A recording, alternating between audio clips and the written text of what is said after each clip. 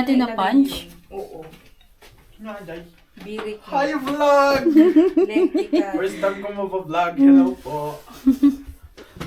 Lektika. Hello Pilipinas and hello world. Welcome back again to my YouTube channel. And today, as a trentahing tao sa mundo na nabubuhay, isa sa mga nagpapasaya sa ating mga trentahin is mag-grocery tayo. So today, pupunta tayo sa... Oh, it's a sunny day. Pupunta tayo sa isa sa mga grocery store dito sa Finland, which is ang Prisma. And we will gonna check everything kung ano bang meron doon, kung ano makikita natin doon at kung magkano yung mga bilihin dito. A day in my life here in Finland. Paano ba ang pamumuhay dito, ate? Yun yung atake natin today. And today is a sunny day, so it's a good day to make some video. If you're planning to go abroad and live abroad or here in Finland, you should watch this video. I've been on hiatus from vlogging this past few years. Life has been so tough for me that it has made me change the way I dress, how I talk, and how I move my feet away from the chaos of my world. The saddest, but also the best, is how I changed the way I live. And now that I'm back, what you'll see is a new version of myself, a more natural me. And I want you to be with me as I start my healing journey. This is Christine Parawan. Watch as I heal from everything. Life here in Finland is very quiet. Sometimes too quiet. Walang ingay, walang chaos, just you and your thoughts. And to be honest, minsan dun ka talaga mapapaisip about your life, your choices, and where you're going. But days like this, walking outside, breathing, just letting things be, it feels peaceful.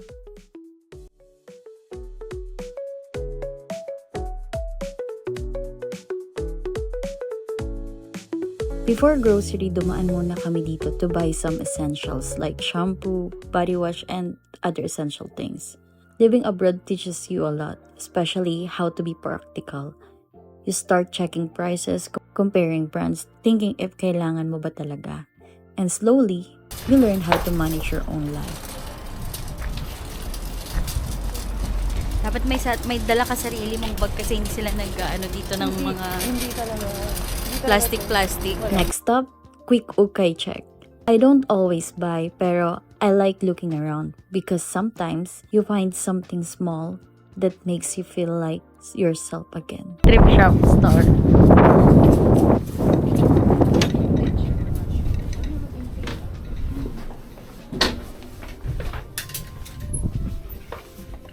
Ito mga boots din naman yung mga ay.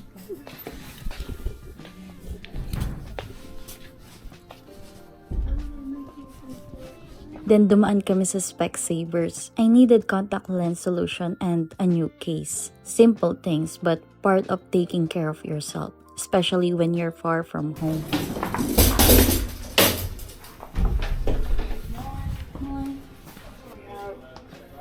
Here. So we have two sizes. We have small and a bigger one. Ano naman po din?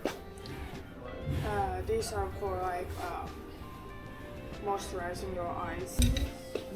Piling ko bagay sa akin to. Adidas siya, te. Hindi pala bagay sa akin yung mga ganito. Piling ko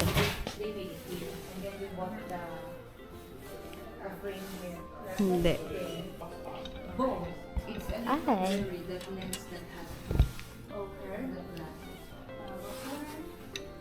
Hindi. Ba't di maganda? Maybe this one.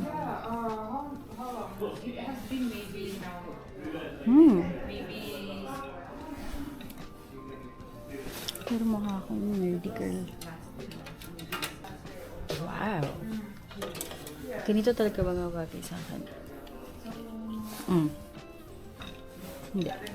Hindi bagay sa shape ng mukha ko. Titos. Ilagay mo lang. 6 euro yan. 1 euro pa. May titig na ako pa. Hindi bagay sa mukha ko, te. Hindi talaga bagay sa akin mag-glasses. Bagay mo, nagbabagayan. Ang shape. Titos. May babagayan. Kasi nagtatanong din ako kung anong mga bagay sa akin. After walking, we decided to take a little break. Of course, hindi pwedeng walang kape.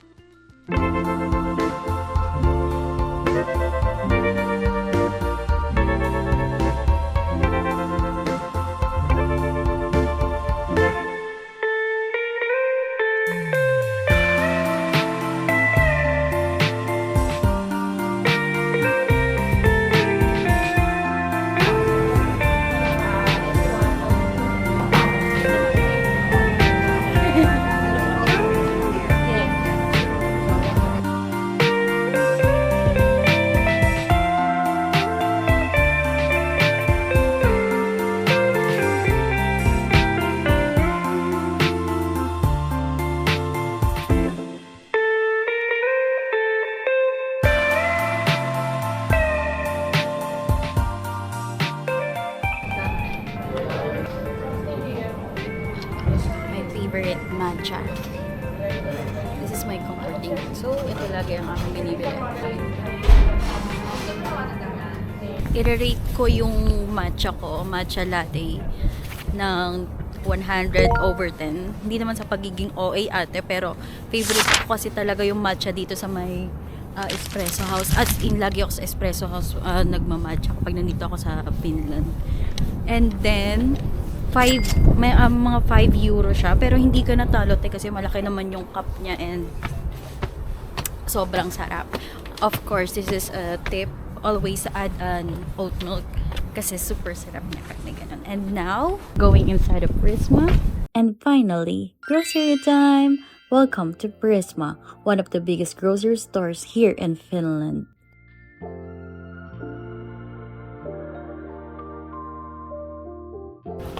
May mga fresh, fresh flowers. Tulips, pabunga na yung tulips nila. Tulips dito is 11 euro, mahigit 12 euro din. Ano bang makikita dito sa Prisma? Yan, may kids section dito. Ito, women's section, may men's section, may mga clothes, may mga pambaby, may diapers. Kompleto dito, te. Ito, pang mga face naman siya. Mga fruits. Magkano ba ang apple nila dito? 3 euro, 2 euro ang mamahal. May per ano pala yun, per kilo. Ano yan, te? 2 euro na. Kuha tayo. Ay, ano yan? Isang box na? Kuha tayo. Sige Ito may po. kamatis tsaka repolyo. Ei me silloin sitä liimata. Ano to, tingnan ko saan? May peach na. May salad. May kamatis. Wente manliliit.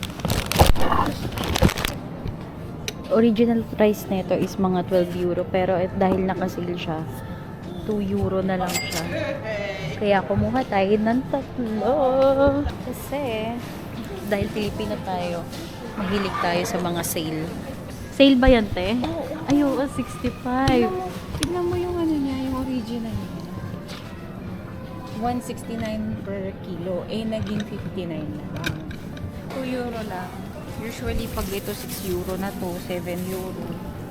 Pero dahil nakasi, 2 euro na lang siya. O, diba? Dito self-service kapag magtitimbang ka ng sarili mo. Lahat ikaw gagawa.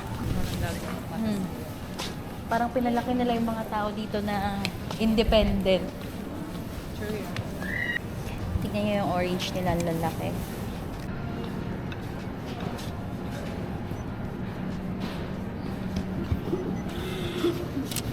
€1.45. Pwede na. Ang natela nila dito is, eto ganito kalaki is 3 euro. Brand siya dito sa Finland. Mas mura to. Tsaka masarap siya. Okay. Ay, ito te, mo muna try ko na tong nut. Ito, yung coog. When, mga bigas dito, 6 euro, tong jasmine rice. Pero may mas murang rice ng jasmine. Ito, 2 euro. Ito kadalasan kong binibili jasmine rice. Ay, ito pala jasmine. Basta color pink. Kapag hindi nila ko questionin yung bit-bit mong kung ano yung nilagay mo Ay, dito. wente. Alam mo, te, kapag honestly, ano ko, kapag nag-grocery ako, dito ko nilalagay minsan. Tapos ako na yung nagsiself-service na lang ako. Oo. So, yun. Kahit kung piraso. Ganon. When? Bait sila dito. Klaseng bigas. Hindi ito matigas. So, Kaya nga, te. hindi ko kinukuha yung may yellow. Pag bibili ka yung puting-puti. 5, 6, 7, 8, 9. 10. Akala mo yun na yun? Hala ko yun na yun, te. 11, 12, 13, 14, 15 na yan, te. Hindi mo na kaya. 15, 16. Dito mo.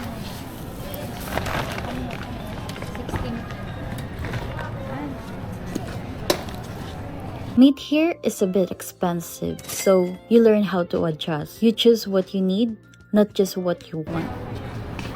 Finland is known for dairy, and ang daming choices: milk, yogurt, cheese, simple. Nagmahal yung mga tinapay. Nung last mga 198 lang siya. 190. Actually, 189. Tignan mo ngayon. Ito. Oats. Tapos ito, Monivilla. Marami siyang marami siyang seeds. Ayun. Seeds. Masarap. Ito ko. Red ako. Then, Plain lang siya. Mas mura. Ay, ito nga, te, violet. gusto ko siya sa violet kaya, di ba? Wente.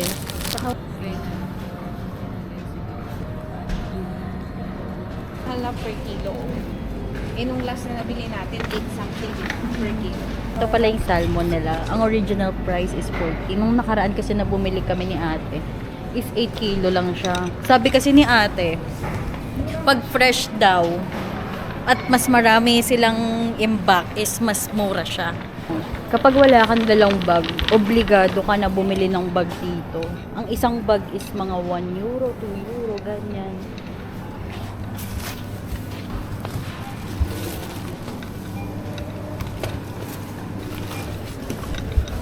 May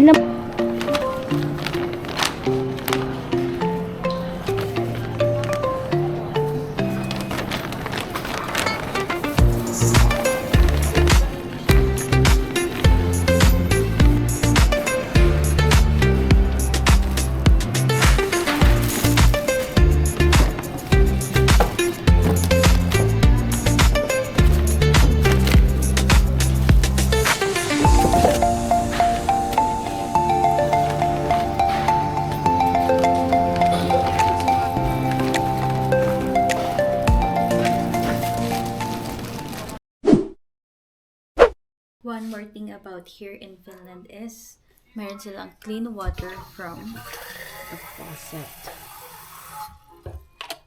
Don't get me wrong, pero this one is clean water. Water nila from the faucet, it's clean. At lasang tubig talaga siya. So, one more thing is makakatipid ka about the water. Never pang sumakit yung tiyan ko dito sa tubig na to. Kaya, sabi ko na malinis talaga siya. So, how much is grocery in Finland? Honestly, depende sa lifestyle mo. But for me, for simple groceries like mine is about 50 euro something. Hindi siya mura, pero eventually matututunan mo din how to survive, how to adjust, and slowly you learn how to live. Habang tumatagal, mas natututo kang mag-budget for yourself. Actually, mas masaya kapag may kasama ka mag-grocery. It's like a little less lonely. Like, kasama ko si Ate Jam, and then mas marami akong natutunan today. Mas matagal siyang tumira dito sa Finland. So, binibigyan niya ako ng tips and ideas how to grocery right. And masaya siya. A lot of love and a less of overthink. Like, kailangan ko ba to? Okay ba to? Ito ba? Ano ba to? Kasi iba talaga niya yung sulat. It's like, ginagamitan ko pa ng chat GPT or something translator para maintindihan ko siya.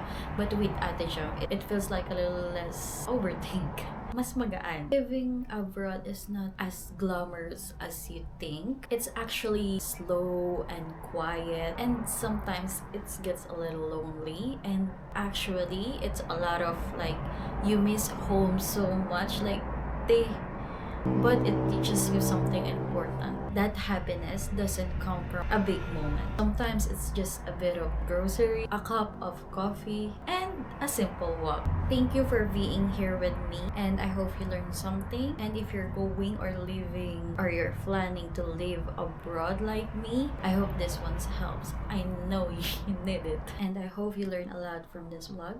And that's all. See you sa next adventure. Adventure with Neat Knit.